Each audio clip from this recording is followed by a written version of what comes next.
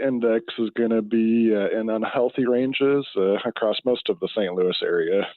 That is Missouri's Department of Natural Resources Air Quality Analysis Section Chief Josh Vanderveen. In the last 2 weeks, the air quality index for the region has been hovering around good and moderate, but Vanderveen says Canadian wildfires have caused hazy conditions and that index to soar to a level red. Ozone levels alone are forecasted to be in the orange range, which is considered unhealthy for some. And of course, we do have an air quality alert in effect through midnight tonight. We will see some hazy sunshine throughout the day. Low humidity, though, a high of 81 degrees. Clear to partly cloudy and cool tonight with an overnight low near 60. And then for tomorrow and Sunday, pleasant with sunshine and some clouds, highs between 80 and 84. Right now, we have sunny skies, 80 degrees in Florissant, 77 in St. Peter's, 78 downtown at the Arch. I'm Megan Lynch, KMOX News. This is the Gashouse Gang on 104.1 FM KMOX. Sponsored by Saliga Heating and Cooling, a Daikin comfort dealer. And by Anderson Hospital, a Newsweek World's Best Hospital. Now, the Gashouse Gang on KMOX. Gashouse Gang this afternoon on KMOX. Nate Gatter with you in for Chris Ranji, Mike Claiborne alongside. And for the first half hour, Matt Pauley is with us as well. Talking about the Cardinals trade deadline moves, the 3 departures, Ryan Helsley, Steven Matz, and Phil Maton in the last couple of days. And the Cardinals getting set for post-trade deadline life to begin this evening against San Diego, an 8:40 first pitch. Matt will have the pregame for you here, as well as Sports Open Line this evening on KMOX. Matt, let's start with you since we only have you for the first half hour. Overall, how did the Cardinals' moves in the last couple of days align with your expectations? I thought it was the minimum that they were going to do because we knew that they were going to move those 3 expiring contracts. I always thought there was a possibility that maybe they would do something more. Maybe there's a position player with control or a JoJo Romero with control that they would also move. But I think we learned 2 things. Thing number 1 is the focus for this organization right now is beyond 2026 when they're making these moves. And then second, anything that could be kind of handed off to Chaim Bloom was going to be handed off to Chaim Bloom. You have expiring contracts. That's John Mozeliak's responsibility. But I think they wanted to keep anything that went beyond this year and be able to let Chaim Bloom make those decisions. Claibs, I think that's an interesting point that Matt makes about the 2026 versus beyond element, because one of the messages we've consistently heard is that the idea of this transitional year was to retool and be as competitive as possible, as quickly as possible, that this wasn't going to be a full-on rebuild. Still, there are pieces on this roster that could make the ball club competitive next year. Certainly, they've been competitive for most of this year, but it does seem like at least the deadline moves, we'll see what the offseason moves look like once Chaim Bloom fully has the keys, but at least the deadline moves were a little more geared toward a 2027 or beyond kind of at least retooling rather than just a reload for next year. Well, I think that it also says this. They want to make sure they're going to be good when they are good, if you understand what I'm saying here. With regard to saying this is not going to be a quick fix. We want to make sure that the farm system is deep where we can go out and get other players if we need them. You want to make sure that you have players that are going to be competitive at the big league level, but also ascending players within your organization that you feel like you can have for years to come and have control and make sure that you have a reasonable payroll. And we don't know what this is going to look like after 26 because, everybody talks about a lockout. So maybe the landscape's going to change on that front too. So the key here is to make sure you have legitimate players that can actually play, not suspects. And we're going to have to evaluate who these people are. Matt, I think that's a good point, especially because we've been having this conversation about how much control does Chaim Bloom have at various points, right? How much did he have at the beginning of the season? How much does he have now at the deadline? And then obviously he will have full control at the end of this year when John Mozeliak departs his position. The fact that the messaging has, to me, changed a little bit, or at least the deadline doesn't line up with we're looking at being contenders in 2026, the way that maybe we would have been hearing a year ago or at the end of last season. and this is a little bit more of a rebuild, or at least a little bit more in that direction than we previously thought it was going to be. Does that indicate at all that Chaim Bloom's mindset was a little different, that when he dug in and evaluated the system and really got his boots on the ground, he said, I see this as more a multi-year thing? It's an interesting question. I think deep down the organization has always kind of known that it was going to be something that would take a little while. I think at the same time, they did attempt to serve two gods, and really they did. They have been a competitive team this year. They've spent some of the year in a playoff spot. I know the last few weeks has not been good, and they have fallen back to 500 after being 9 games over 500 just about a month ago.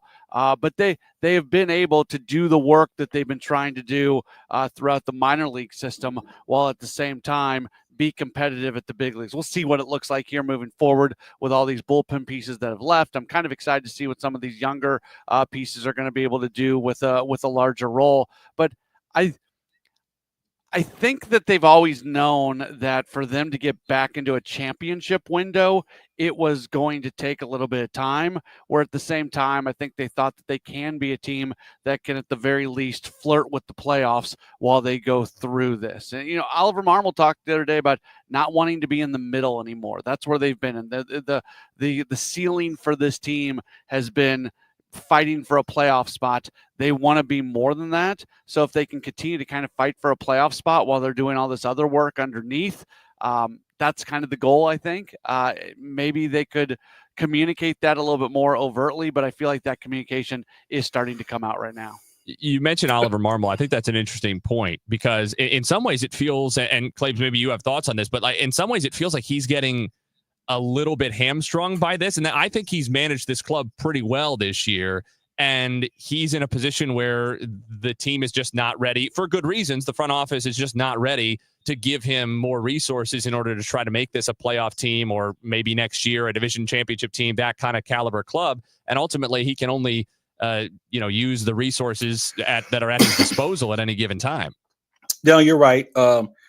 I think he's the right guy for this situation, because as a young manager, and now he's this is his 4th year, he has been able to teach. He has a good staff. They've been able to really get some guys to improve their game. But I think as a manager, you say, hey, give me a chance. Give me some pieces. Give me some talent, and who knows where we can go. So now we're all on the same page of saying, all right, here's who we are, here's what we have, and this is what we need. And now we're going to try and grow all this at the same time. It's going to be a challenge for sure, but I think they have the right components in place, starting with the manager and knowing what it looked like and what it needs to look like is where I think he's going to move forward on. 6 prospects in total coming back for Matz, Helsley, and Maton. Could be a player to be named later, or just the cash for Eric Fetty. How pleased are we overall with the return that the Cardinals got for these guys that they pretty much had to move? Well, for me, I think they're all still suspects for a lot of different reasons. They're back-end guys within the organizations as far as value is concerned, as far as their ranking. So we don't know who they are. And, we have bodies right now. We don't know if these guys can play or not. And we look at how other organizations value their players with regard to rankings. And do they line up with what we expect out of players? I think that's something we got to pay attention to as well, on how those organizations have developed players in the past. So it's going to be a wait and see. We're going to have to wait for a while just to see who can do what. And, we have to make sure we're not getting players like we already have. And I know one of the guys, it was said to me last night, the young man from Boston is maybe the right-handed version of Nolan Gorman. So I'm saying to myself, well, was this a lateral move, or did we really get somebody to improve what we have already? So, it's going to take some time. It's going to take some patience, and it's going to take some people to truly evaluate who these players are and what do you see in them in a year or two. It would be disingenuous for me to sit here and try to break down what they have. That's not I don't know a lot about these guys, but I can look at rankings and I can see that they have added depth to their prospect group, because Baez comes in MLB pipeline slots him at number 6. The Dome kid slots in at number 15. The player that Clibbs was just talking about, Blaze Jordan, he slots in at number 19. And I thought this was interesting. Mason Molina, one of the 2 pitchers that they get back from the Rangers, he slots in at 26 for MLB pipeline. Nate, the other guy that got Hales, they were right next to each other in the Rangers top 30, and the other guy doesn't make it to the Cardinals top 30. So the bottom of the Cardinals top 30 evidently is a little bit stronger than what the Rangers had. So you add some length to the prospect rankings. You add a little bit of depth inside of the organization, and you get some lottery tickets. And I think what we've learned right now, Chaim Bloom is going to go after guys who can do some things that are unique. He's going to try to find guys with power, both from a pitching standpoint, from a hitting standpoint, and get as many of those type of guys in the organization as possible. And if some of them develop to a point where they become impact players, that's great. But just go get as many of those guys as you possibly can and let player development get their hands on them and see which of these guys can really turn into something. I totally agree with that second point that you made about the fact that since Chaim Bloom has had a stronger voice, and again, we don't know exactly how strong it is at any given point this year. We know that it's stronger and stronger and that it's going to be the leading voice in the room by the end of the season. He has had a clear blueprint for the kind of players that he wants to bring in. To your point about the raw abilities, the skill sets, especially the power arms, but the power bats as well. And it's nice to see that level of consistency and a philosophy, regardless of how it might work out or not. It's good to see that he has a real mindset about what he wants to bring in. At the same time, I was kind of smiling while you were talking about the ranking difference in those Rangers prospects at the back end of the Cardinals top 30 as compared to where they were right next to each other at the back end of the Rangers top 30, not because it isn't valuable to have depth in the system, including down there in the 20s and into the theoretically 30s and 40s where the second Rangers guy would slot in. But in some ways, maybe it's just the cynicism of the conversations we've been having the last couple of years.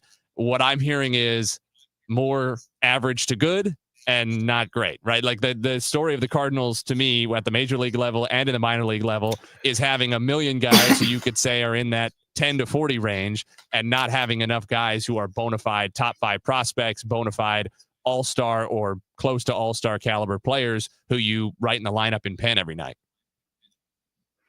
Yeah, and you have to take this into account. You know, we traded guys who would be deemed rentals, expiring contracts. So why is a team going to give you some of their top prospects for guys they're going to rent for 2 months? And maybe they re-sign them. I don't know. But I think the purpose was for them to be able to help the team now. So why would another team give you somebody who they think is major league ready next year or, sooner for a guy that you may keep for 2 months? So we have to take that into account in understanding that, yeah, we got more bodies, but, they're not top end bodies. They're guys who probably need more time, or they're guys who may not ever play in the big leagues, but they're bodies, and maybe that creates competition within the organization. It's a good point because, I mean, really, Ryan Helsley was the only guy that the Cardinals could have still gotten something for if they hadn't traded him now at the deadline and having the qualifying offer attached. But even that could have been a little bit tricky. I mean, I don't think it's the consensus, but Bob Nightingale last week on these airwaves was saying he didn't think the Cardinals would even give a qualifying offer to Helsley because $22-23 million would be too much for them to stomach for 1 year of a closer when they're not, as it looks, you're not going to go anywhere. Right. Yeah. You're not confident that 2026, you're big time contenders. I think they probably would have because it's just a 1 year deal, but it's a good point. We don't know. And certainly if the Cardinals were not planning to give him a qualifying offer, they had to get something back for him. And they did get some things, including Baez, who does slot in as the number 6 prospect in the system. Take a break. Gashouse Gang continues after this. 104.1 FM KMOX.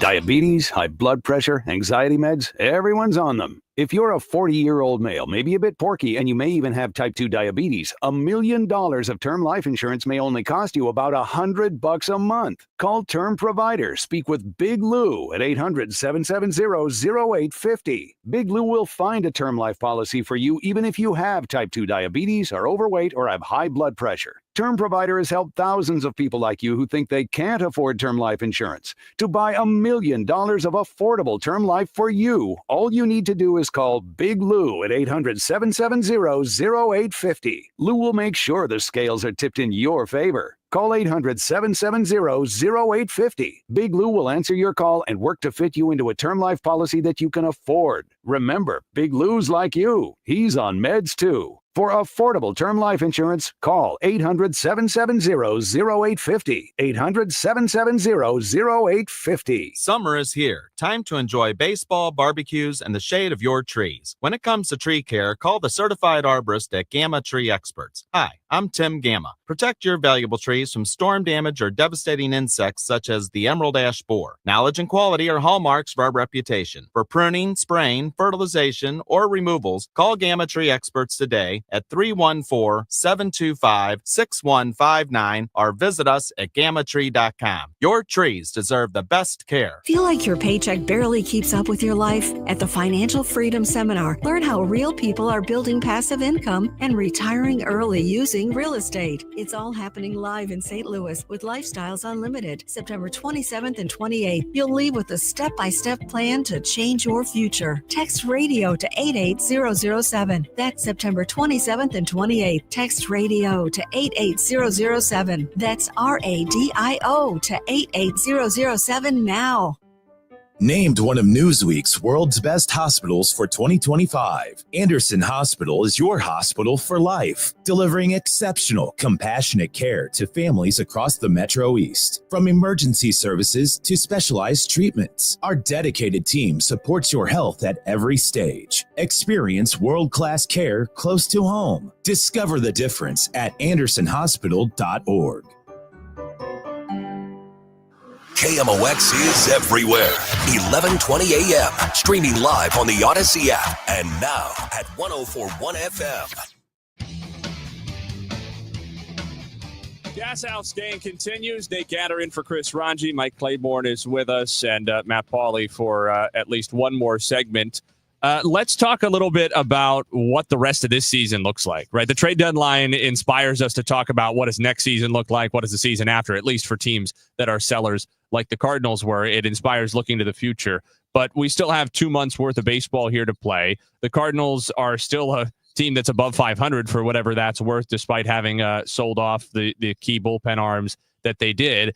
They're going to have to fill those slots in the bullpen. So we're going to see maybe not new guys, but we're going to see more opportunities for some guys who have previously been fringe, maybe on the shuttle back and forth between St. Louis and Memphis, going to get a more extended run out. And we're going to continue to see, the quote unquote runway that's available for these guys for the rest of this season. Maybe from both of you, what's kind of the top 1, 2, 3 kind of things you have your eye on for the remainder of this year, whether it's for this season itself or more likely for what it tells us about the future? Well, that's a good question because, we've kind of had this year of evaluation, and I think we kind of determine who can do what and what you need down the road. And I'm anxious to see what the rest of the pitching looks like. We need to address that first and foremost. And, the Memphis shuttle has been good to the Cardinals so far this year, but it's very thin. It's very fragile right now. And Ali made a point the other day that the John King injury was the first one of the pitching staff for basically the whole season. That's unheard of. So at some point, if somebody else goes down, then they're going to really have to push a panic button because they're going to bring up 3 guys that are going to be part of this pitching squad. And if one of those guys goes down, I don't know who's left in Memphis who can actually make a major league contribution. So that's the one thing I'm going to be paying close attention to. I think if you look at every position, I think right now the intriguing position now is left field and what that looks like down the road. Lars Nootbaar has been a guy who, when he's healthy, has been okay, but he hasn't been healthy a lot. Now you want to put Herrera out in the outfield, which has been so far so good, but you're putting him out there because of his bat. I think every other position on this team has been addressed in one way or another. You can look at the catching situation and you feel like there's going to be competition there with Crooks and some of the other young catchers they have in the organization when spring training rolls around next year. But everywhere else, I think I'll tell you what else is going to be important. Where is Weatherholt going to play? what position is he going to play when he comes to the big leagues? You know, you have an all-star second baseman in Donovan. You have more guys named Nolan that playing third base than you need. So, you know, and you already have a shortstop in Mason Wynn. So I think that's going to be the most intriguing question. A, do you bring him up this year? And B, where do you play him? It's the pitching thing for me, because you have three really important pieces from your bullpen that are now gone. And so often we've said this year, where would this team be without Phil Maton? Well, we're about to find out, because he's not around anymore.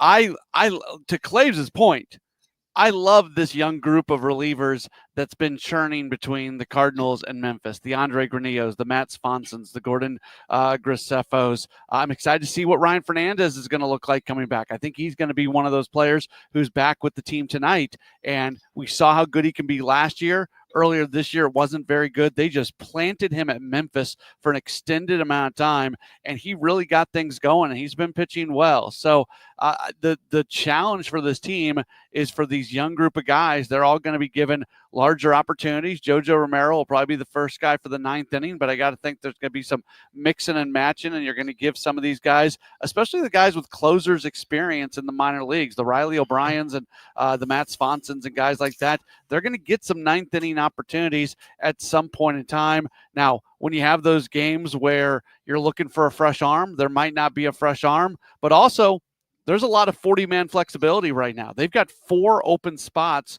on the 40-man, and really it could be 6 open spots, because they've got 2 injured guys at AAA on the 40-man roster who are done for the year, who if they wanted to put onto the 60-day, they could do that. It would just cost them some money and some big league service time. So they've got all these 40-man roster spots to do some things with. That's going to create some flexibility for them. Yesterday when John Mozeliak spoke, I thought it was really interesting. The thing that I picked out more than anything else that he said was, hey, you know what? Over the next 2 months, we're likely to have a little bit of a churn on the 40-man roster. So that means they are prepared to make some even more moves here between the end and the season, maybe moving on from some players. There will be other teams that fall out of contention who are kind of buyers here at the deadline, and then they fall out of contention and they're going to try to save a few bucks, and they're going to designate some players, and there's still going to be an opportunity to pick up those type of players. So I don't know. I don't think the Cardinals have much of a chance for the postseason. They're not completely buried. The San Diego Padres went all in. They look so much better, but that doesn't guarantee anything. You got to actually go out and play. Cincinnati bought a little bit. Those are the 2 teams in front of the Cardinals. But I'm very intrigued by what we're going to see over the next 2 months. Yeah, I think it's a good point. First of all, what Claves mentioned about the pitching staff and how there have been so few injuries. I wonder if the Cardinals would have had to deal with a lot less blowback over the last month or so on the Michael McGreevy situation if somebody in the rotation would have gotten hurt at any point between the beginning of the season and now, as you would obviously expect to do. It wasn't totally unreasonable for the Cardinals to come into this season saying, look, McGreevy's our 6th guy. He's the odd one out, but somebody will get hurt, and he'll come up and he'll fill that spot in the rotation for as long as there is one, and there just never was one.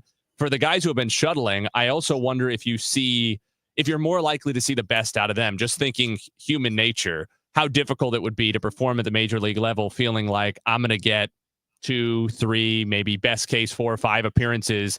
And then if I have a bad one, or if I just am worn out, I'm going to get sent back to Memphis and replaced. Some of those guys now are going to get, for the first time in their careers, to feel secure in the fact that they're going to be a big leaguer for 2 months. And they're going to get 2 months of that without worrying about they're getting to get called into the manager's office and sent back to Memphis anytime. Have to think that makes you a little bit more comfortable.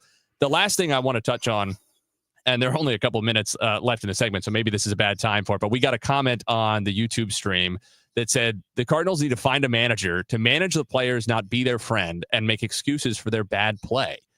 Is there any evidence to suggest that Ollie Marmol is more interested in being the player's friend than managing the players, or that he's out there making excuses for their bad play other than not dogging on them in public in a way that you can't if you're a manager of any human beings? Well, that obviously that person has no clue what they're talking about. If there's one thing I've known about Ollie, is that he's fair. He handles things internally, where maybe because he doesn't rip a guy publicly doesn't mean he hasn't had a conversation with that individual. So that person is truly so far off base, they don't even throw over. He's already picked off. He has no clue what he's talking about. Claves, you've been around a lot of managers. Is there a manager who's better at across the board, every single player in that clubhouse knows exactly where they stand? That's a good question. As I think back, Tony obviously was very good at it. Joel Quenneville, when he coached the Blues, was that same way. Mike Martz was that guy who you knew where you stood. So there have been some guys, and I would put Ollie in that category of being very transparent. Maybe as transparent as one can be considering the situation, because the guys I just mentioned all have better teams than Ollie's been saddled with. So I think his job is even more challenging, but he's responded, I think, in a very professional manner where guys do like playing for him. And that's what it's not to interrupt, Nate, but that's what players want. Players don't want a friend in the manager. Players want to know where they stand. This is their career. This is how they put food on the table. They want to get better. What they want to know is exactly where they stand, what they can get better at. And there's a lot of things that a lot of Cardinals players can get better at, and I think that is communicated to them. So yeah, I push back on that comment from JD just as much as Claves does. Yeah, I think it's telling too that that's one of the worst criticisms you could possibly levy at Oliver Marmol, that the three names that Claves compared him to were Tony La Russa, Mike Martz, and Joel Quenneville. If you're in that category, I think in that regard as a manager, then Ollie is doing just fine in that particular regard. I don't think I would consider criticizing him over that in particular.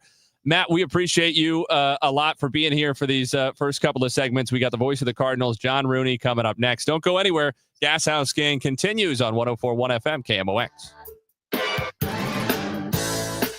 Wake up informed. Wake up empowered. Wake up to Total Information AM, your morning must. Hi, this is Debbie Monterey. I'm Megan Lynch. This is Tom Ackerman. From local news to breaking headlines to weather, traffic, and the stories that matter most, we've got you covered before your first sip of coffee. Expert analysis, bright perspectives from the people you trust. Total Information AM. Your day starts here. Mornings beginning at 5 on 104.1 FM KMOX. That baby's gone! Cardinals fans, FanDuel Sports Network is your home of the Cardinals. That ball was mashed. And there are more ways to watch this season. Holy cow! Subscribe directly to FanDuel Sports Network to stream the Cardinals without blackouts. How about that play? Or watch through a TV provider. Incredible! Including DirecTV, Spectrum, Xfinity, Fubo, and more. He got it! Learn more at cardinals.com/TV. Ball game! That couldn't have worked out any better for the Cardinals.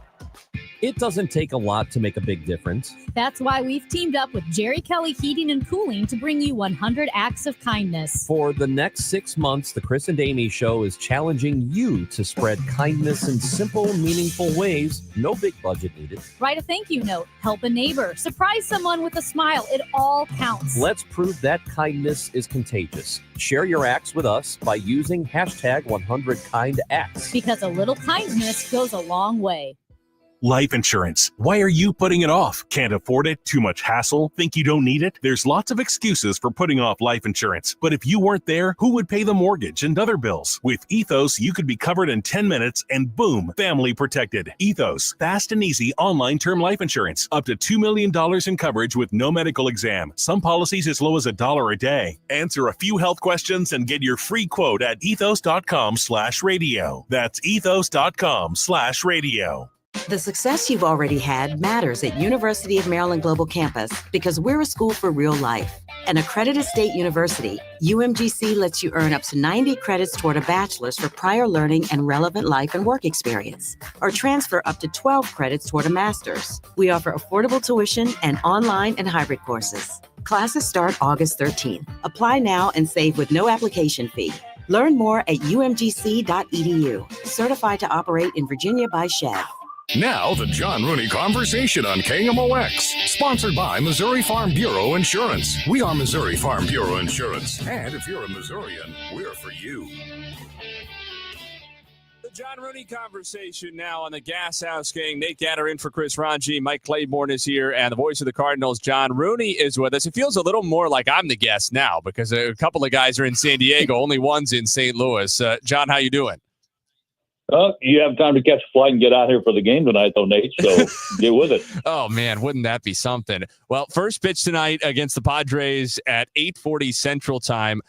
John, let's first talk about sort of the immediate fallout of the trade deadline. Obviously, it's a very different-looking Cardinals bullpen now for the last couple of months of the season. How do you anticipate it changes in the short term? Well, I'll be interested to see what Oliver has to say about what they're going to do with the end of the game and what Dusty Blake has in mind of giving these young pitchers opportunities. And I think we're going to see Ryan Fernandez. I hope that he'll be back here shortly, if not today, because he has had a pretty steady season at AAA, and they counted on him a lot. But beyond that, getting a good look at Graceffo and Granillo and maybe Roycroft. They still have a lot in mind for Roycroft with the good arm that he has, Claves, but it's just a matter of making adjustments and executing and not letting the world spin too fast for him, I think. Yeah, I agree with you, Judd. What we saw of him in spring training and the early part of the season gives you credence that he has a lot to offer a ball club. The other thing, though, I think is a plus in this situation with these young pitchers having a chance to pitch at the big league level. They've all done it before this year. I mean, they've all had some seasoning this season. So it's not like we're going to drop these guys in San Diego and say, all right, go get them, big leaguer. They've already been here. So they have an understanding of how things work. Now they're just going to have more time to experience it. And I think that's a plus for them.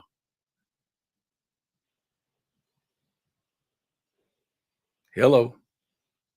Oh, well, I thought Nate was jumping in here with another comment, but it is a plus where they're going to get a chance to go out there and perform.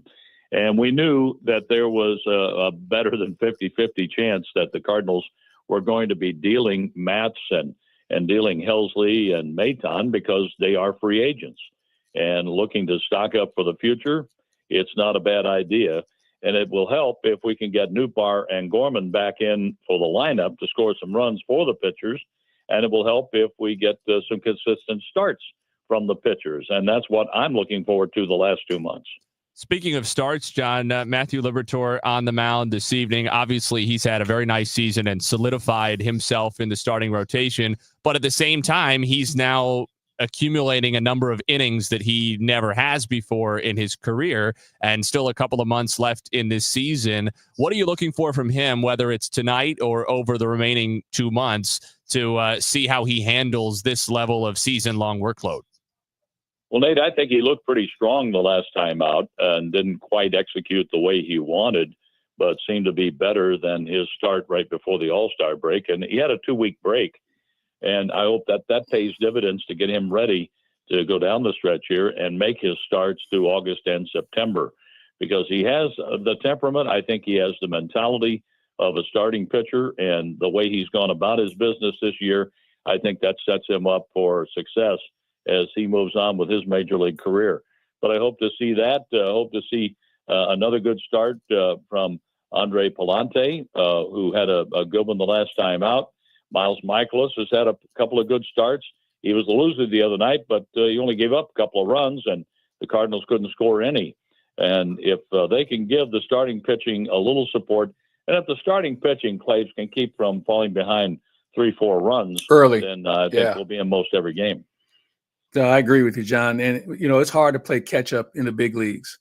These teams are really good. And if your pitchers can give you a chance early and let you score a couple of runs and then let the other guy try and catch up, I think it bodes for a pretty good situation for the team. But we just haven't seen a lot of that here recently. But if we can get that turned around, I really like our chances. Well, I'm really happy that Brendan Donovan is still a Cardinal, and he is going to go out there and give his all. He's a leadership type player. I mean, I could understand a trade if you got half the Padre roster for him, but the Padres acquired everybody else's roster, and they'll have to sift through who they'll be sending off to the minor leagues and redistributing their roster before we get to the park. That's why I'm looking forward to getting over there early to see how everything shakes out for both teams. Yeah, the Padres don't have a lot of guys left in their minor league system to trade to anybody at this point, John. I think they sent out, more than half of their top 20 prospects. Yeah, they did, and they acquired some really, really good talent. And it's going to be a job for our friend Mike Schilt, Flaves, to handle all of that talent and make sure that it works as they make a run at the Dodgers. Yeah, I mean, you can bring in all the good players you want, but if you don't have chemistry and you don't have transparency, then you're going to have some problems. And, Mike Schilt's been in a situation like this before where he's had new players be put on his doorstep. So if there's a guy who can get it done, I think it's Mike. It's going to be fun to watch, though. It's going to be fun to watch.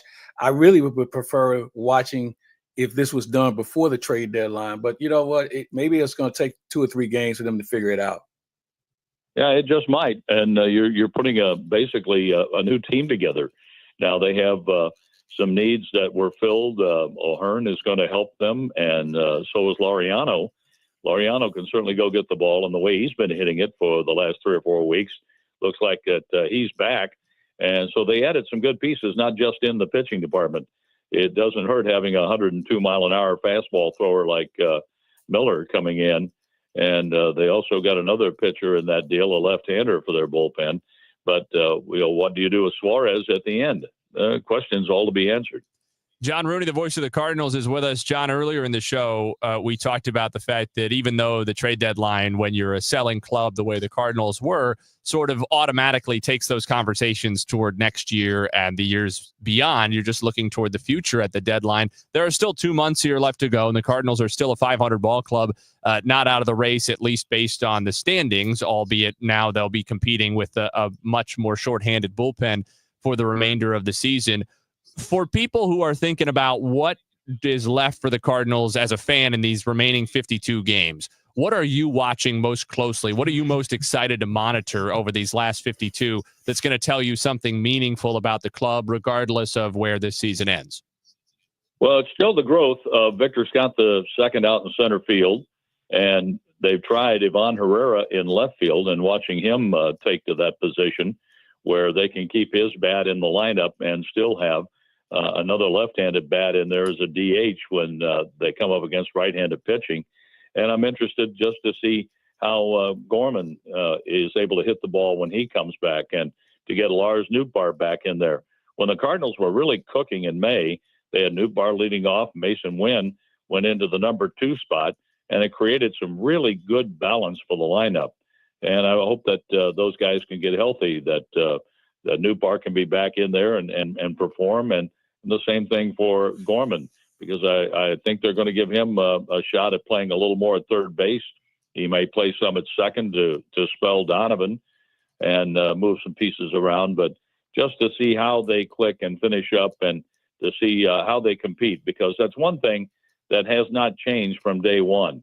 The guys go out there with a level of competitive attitude, and they try their best to stay in games. It's been tough to score runs lately and try to find some openings, and the other team has found more openings than the Cardinals in the month of July. But guess what? That month's over. Let's start anew here and see if they can have a strong finish. John, we appreciate your time. As always, enjoy San Diego and enjoy this series. Hopefully the Cardinals can put up a good fight against this retooled Padres roster, I should say. Well, we'll see how that roster shapes up and what they do, and we'll see what the Cardinals do to compete, because that's one thing. They'll go out there and give the effort, and I look for more energy tonight, guys, because of the lower temperatures, and there'll be big crowds there. Yeah, they have been pulling a lot of folks out to the ballpark. That's for sure. San Diego folks like to come out and see the baseball, so it should be a fun environment, even especially for a weekend series. John, thanks so much for your time. All right, see you in a little bit, Claves. You got it. Voice of the Cardinals, John Rooney. You can hear him this evening, first pitch at 8:40 here on the Cardinals Radio Network. That's 8:40 Central Time here on KMOX and across the entire Cardinals Radio Network, powered by Gray Bar. We'll take one more break. When we return, wrap up the Gashouse Gang on 104.1 FM KMOX. We are Missouri Farm Bureau Insurance, and we're here for all of life's wins. Like when you get a new car, or new boat, or new driver, or when your son moves out, but your mom moves in, or you find out you're expecting again, or when one rental property turns into 2, then 20, or you realize they're all in Tornado Alley. Life is full of life events, so call your Missouri Farm Bureau Insurance agent or visit mofbinsurance.com to find an agent near you, and we'll make sure you have the right coverage for each of life's wins. We are Missouri Farm Bureau Insurance, and we're for the people of Missouri, in good times and in bad. We're for Missouri families and Missouri communities. We're for giving back to those communities and lifting people up. And when Missouri weather rips through our state, we're for helping put back the pieces. We're for brighter days and new tomorrows. We are Missouri Farm Bureau Insurance. And if you live in Missouri, we're for you. Guys, Glover here. August is Pet Appreciation Month. Get 3 rooms of carpet clean starting at just $129, 15% off pet odor treatments, and take $50 off your air duct cleaning. Book online at zerorezstl.com or call 314-474-2020. Like I said before, tariffs had absolutely zero effect on our equipment pricing. No manufacturer raised their prices. What has affected the pricing is the previous 4 years of these ridiculous mandates. I mean, I say ridiculous, it's shameful. But that being said, if you're told that you need a new system, or your air conditioner is bad, or you're looking to replace your system, if you want a common sense approach which works for you, your family, and your budget. When I say your budget, it never is what you want it to be on this equipment, but common sense approach, 15-20 minutes of your time, and explain to you your options. No Kool-Aid being handed out. I'm Bart Inman. That's Bart with a B, Inman with an I. The easiest way to get a hold of me with the easiest number, Missouri and Illinois, there's only one, 314-293-2600. Remember, 0% financing is available for most up to 60 months. Fantastic deal. God bless. Tomorrow, some of us will wake up and it will be our last day on this earth. It will be unexpected and without warning. Each year, 250,000 people will die from medical malpractice, the third leading cause of death in America. 43,000 will die in a car or truck crash. 6,000 will die working on the job. I'm John Morgan of Morgan & Morgan, and we represent many of these families. It's awful. Unfortunately, many times some of these family members are not speaking and never get to say, I'm sorry or goodbye. If you're at odds with a loved one, listen closely. Pick up the phone. Call them. Say you're sorry. I promise a huge burden will be lifted from your heart and your soul will be renewed. Even if you're not wrong in your own mind, it doesn't matter. Death is bad enough. Death without closure and love will follow you the rest of your days. Trust me on this. Morgan & Morgan. Injured? Dial #law or visit forthepeople.com for an office near you. Now back to the Gashouse Gang, sponsored by Saliga Heating and Cooling and by Anderson Hospital on 104.1 FM KMOX. Nate Gatter, Mike Claiborne with you till the top of the hour on Gashouse Gang here on KMOX, talking about the Cardinals trade deadline, the departures of Ryan Helsley, Steven Matson, Phil Maton from the St. Louis bullpen, and the Cardinals beginning a series against the San Diego Padres on the road in Southern California this evening, 8:40 Central Time, first pitch. The network pregame will get underway at 7:45 this evening here on KMOX and across the network. Matthew Liberatore will be on the mound for the Cardinals, 6-8 with a 4.04 earned run average. Nick Pivetta has had an excellent season for San Diego, 10-3, 2.81 earned run average. Will toe the rubber for the Padres. Claibs, we started to talk about it a little bit, but even though the deadline is dominating the conversation, there's still baseball to be played tonight and this weekend, and there's still a series to look ahead at. San Diego retooled their roster as much as maybe anybody. The only other team in the big leagues that probably had a similar overhaul to their roster is Minnesota, and that was with departures, not with new arrivals. So this is a very different looking Padres roster than it was just a couple of days ago. And as you said, on the one hand, that means there's a lot of energy in San Diego, and there's going to be a lot of excitement about the ball club this weekend. On the other hand, maybe the Cardinals can benefit if it takes them a few days to get their legs under them. Yeah, that's the hope here. The Cardinals split with San Diego last week, so we know we could play with them. But this is a different looking team, as will the Cardinals be. So, I just think you just show up and play. I don't think you can worry about anything else. And, with some guys, the trade deadline, thinking that maybe they're going to get moved, this may be the first day that some players can exhale and just say, all right, I'm going to get back to playing ball. I don't have to worry about being traded or released or being sent out. I'm here and I might as well take advantage of it. So I think that's how you have to approach it.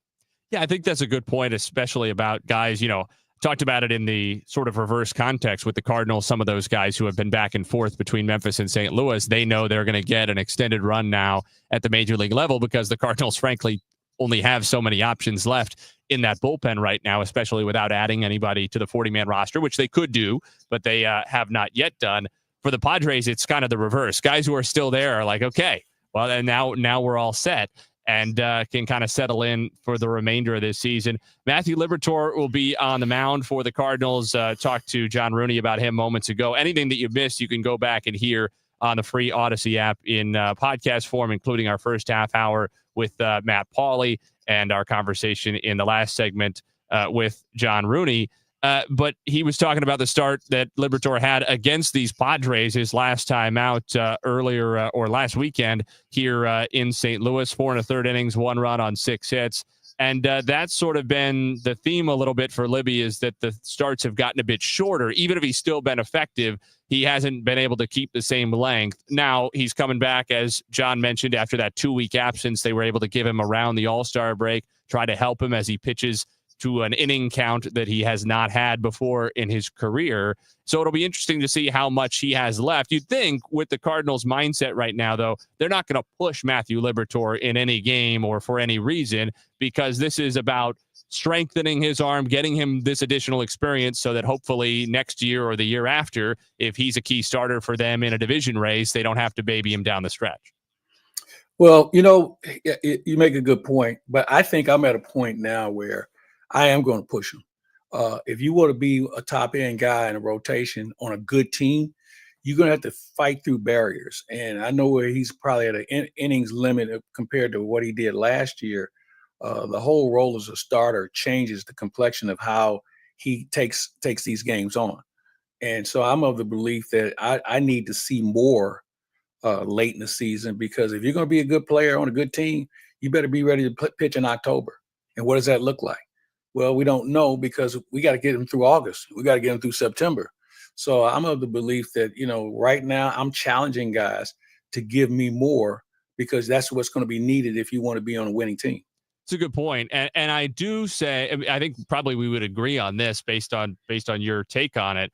I like how the Cardinals have managed it in trying to kind of massage this so that they feel like they're not pushing him too hard, but they are pushing him a little bit and he can keep pitching late in the season, as opposed to we're going to proceed like everything's normal up until we hit some limit and we're going to shut him down, which I think seems to me like it's not always productive. Certainly it's not allowing him to gather more experience and sharpen his mental approach for how he's going to handle these late season starts when maybe he's not physically 100%. Yeah, you're right. And, here's the thing about being physically able. There are very few guys who can go through a season and wake up every day and say, I feel good. Most of these guys have some sort of ache or pain that they deal with as part of the season. And I think that when you're a young pitcher and you're trying to figure out the difference between pain and discomfort compared to injury. So, and here's the other item.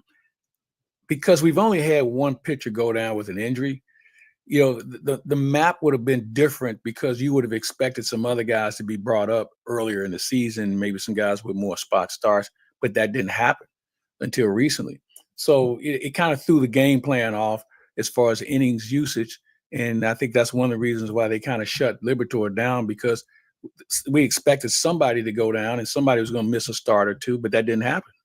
Let's talk about Michael McGreevy, who's going to start game 2 of this series tomorrow, because people spent a lot of time calling for him to be back in the majors. He had that month absence after his start against Chicago in late June. He came back up to pitch at Coors last week and then to pitch at home against San Diego. The start against the Rockies went really well. 7 innings, 1 run. I think everybody's feelings were kind of reinforced about he should have been here the whole time. Then the Padres start did not go well. 4 2/3, 7 runs, all earned. Probably his worst outing in the major leagues. Now, he's had a lot of good ones. He's set high standards for himself early in his career. What are you most zeroed in on when you watch Michael McGreevy over presumably a good number of starts he's going to get the rest of the way? Well, I want to see how he gets people out because he's not necessarily a swing and miss guy. He has to have good defense behind him. But I want to see what his secondary pitches look like, along with when he doesn't have his good stuff, how does he still deal with a good batting order? Those are all learning things that he has to deal with. But overall, I like his approach. I know he's a guy that could be a value player in your rotation. But I just think he just needs more big league experience on how to get big league hitters out. Big league hitters are a little different than minor league hitters. Minor league hitters are more free swingers. Big league hitters have more of an approach, and they have the video and everything else to know how to attack a pitcher. So he's got to be able to learn how to make those adjustments in game. Let's hit a couple more topics with that forward-looking eye again, because ultimately that's what this time of year is about, and that's what the remainder of this year is going to be for teams that are in the Cardinals position. That's just what the conversation is at this stage. You mentioned J.J. Weatherhold earlier, and where's he ultimately going to play, and when's he going to make it to the majors? There has been some speculation, maybe speculation is maybe too strong a word, but I think there's been at least some conversation about the possibility of him getting opportunities in center field if the Cardinals are not going to, because there aren't a lot of other places to put him, right? You mentioned they got two Nolans already who can play third base. Brendan Donovan mostly is at second base, and Nolan Gorman also can play there. Mason Wynn is the everyday guy at short. Only something's got to give on an infield spot, or you're giving him a try in center field, or trying to figure something else out. How soon do you think it's realistic to see Weatherholt in the majors? And do you think there's a realistic possibility that they give him a run out beyond the infield, or do you think it's one of those three spots? I think it's one of those three spots. Center field is a very critical position. And to throw a guy out there who's never played it before, I think would be unfair, especially Victor Scott has turned out to be a better player defensively than we anticipated. Last year, he was trying to figure it out. This year, he's got a better idea. So I'm going to leave him alone, and I'm going to let him continue to grow. Yeah, I think that's probably the way they most likely approach it. And again, we don't know how Chaim Bloom is going to approach any of these guys.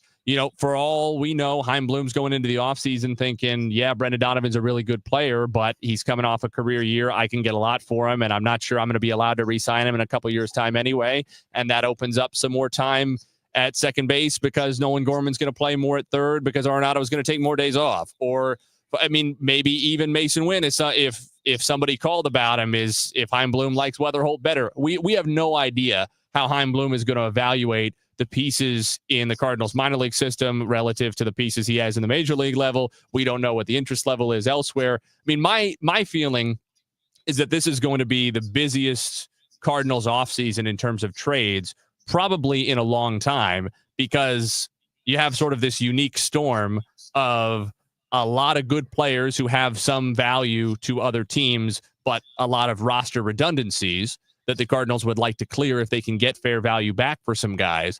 And secondly, a new manager of baseball operations who is coming in from outside the organization and inheriting a roster that looks like that. So not only does he have a roster with redundancies, he has a roster of redundancies made up of players who were not his guys, who he didn't choose, he didn't tie himself to. Yeah, and you know what? That's a good thing for him. So he doesn't owe any of these guys anything. And at some point, he's going to have to make a tough decision on moving a player that's maybe popular or a player that we've come to like. Some you got to move on from somebody. It's plain and simple. You got to move on from some people because we've seen what some of them can do, and it's not enough to be a winning team. Yeah, I think that's all there is to it, and I think Chaim Bloom probably is prepared to make those calls. If I were Chaim Bloom, and I'm very much not, but if I were, I think I'd be sort of excited about taking over this roster in particular because of the fact that there is redundancy. We've complained kind of consistently about the redundancy. We sometimes roll our eyes about the redundancies, but at the same time, that means there are a lot of pieces he can move around. He is not taking over a completely barren cupboard where he has to rebuild from nothing. He has some resources. It's a question of how he's going to allocate them and how he's going to move them around.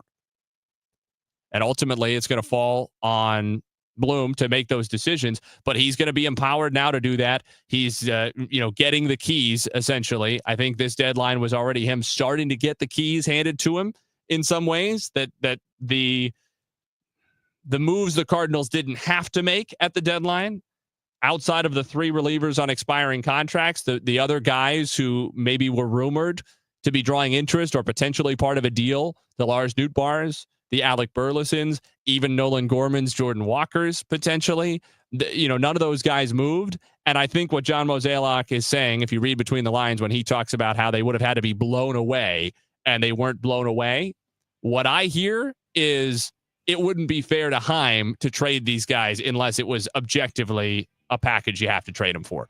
And so now it's going to be Heim Bloom's opportunity to make those decisions. For Mike Claiborne, Nate Gatter saying so long. Gashouse Gang here on 104.1 FM KMOX. You're listening to Leaf Filter Radio, and the guru of gutter protection himself, Chris Coonahan, is here to take your most pressing leaf-related questions. Hey, everybody. Chris here. I understand we have Ron on the line. Ron, where are you calling from? Uh-oh. Ron, are you calling from a ladder? Well, I was. I wanted to ask Chris what I need to do to get my gutters ready to have leaf filter installed. Oh, Ron, you don't have to do anything. A Leaf Filter Trusted Pro will come out and clean out your gutters, realign and seal your gutters, and install Leaf Filter, America's #1 gutter protection system. So I didn't need to get on this ladder? Ron, Leaf Filter Trusted Pros are in your neighborhood and ready to help. Just visit leaffilter.com/deal to schedule your free gutter inspection and get up to 30% off. Thank goodness. What was that site? That's leaffilter.com/deal for your free gutter inspection.